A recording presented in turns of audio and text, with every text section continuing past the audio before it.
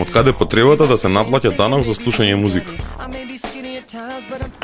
Тоа не е потреба, него тоа е право на собствениците на тоа право. Значи, музиката, односно, вие многу општо го кажате, да се работи за фонограм или за снимка, која самата по себе може да биде радиодифузна. Значи, према тоа може јавно да се соопштува. Таа во суштината има своји собственици. Собственици на таа снимка се авторите кои ја обмислиле таа снимка и оние кои ја извеле и ја произвеле таа снимка, а тоа се произведувачите на фонограми и уметниците музички изведувачи. Конкретно, нашата организација за колективно управување на тие права се вика ММИ и таа ги штити правата на продуцентите, произведувачите на фонограми и уметниците музички изведувачи или кратко изведувачите, кои се собственици на дел од таа снимка. И од тамо, ако некоја институција, значи правен субјект, што ги викаме ние корисници, како што е радио, телевизија, хотели, кафани, ресторани, во обавување на својата дејност, пуштаат музика, односно јавно соопштуваат, јавно, пред луѓе, се должни да платат надоместок за тоа користење. Правилникот е предвидено надоместок да плаќаат речиси сите кои во какви било услови ќе слушаат музика. Зошто? Не речи се секој, него секој.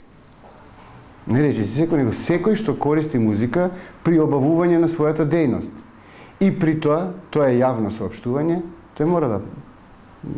сега, колку ќе бидеме ние успешни да го тоа сето констатираме и да можеме од сите да земеме, тоа ќе биде наша, како да кажам, деловна можност, деловен капацитет.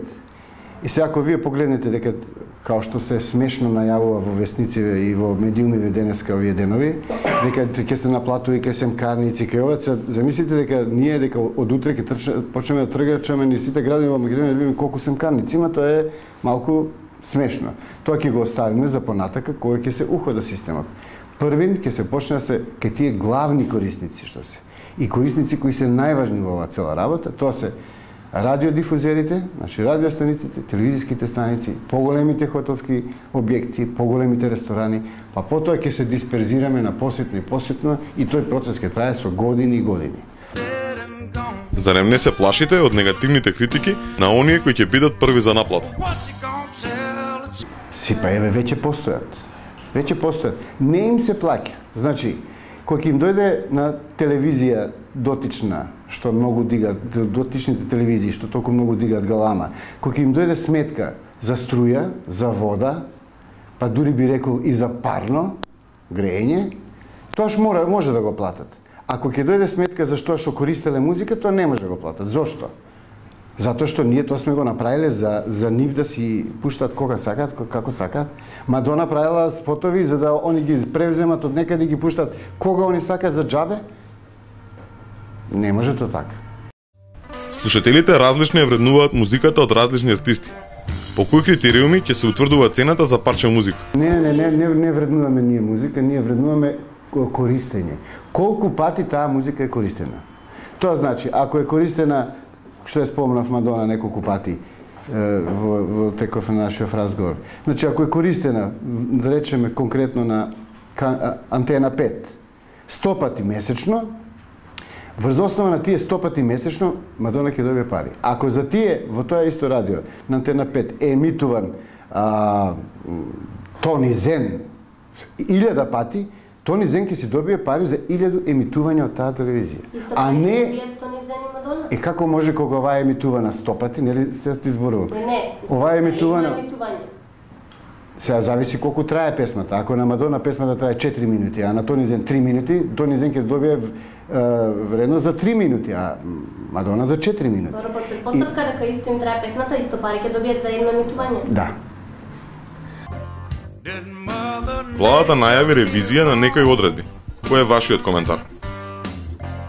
Владата вака сега. Ова се што го спомнав до сега, значи постоењето на ММИ е од 1998 година и ние 14 години мачеме да си ги оствариме своите права.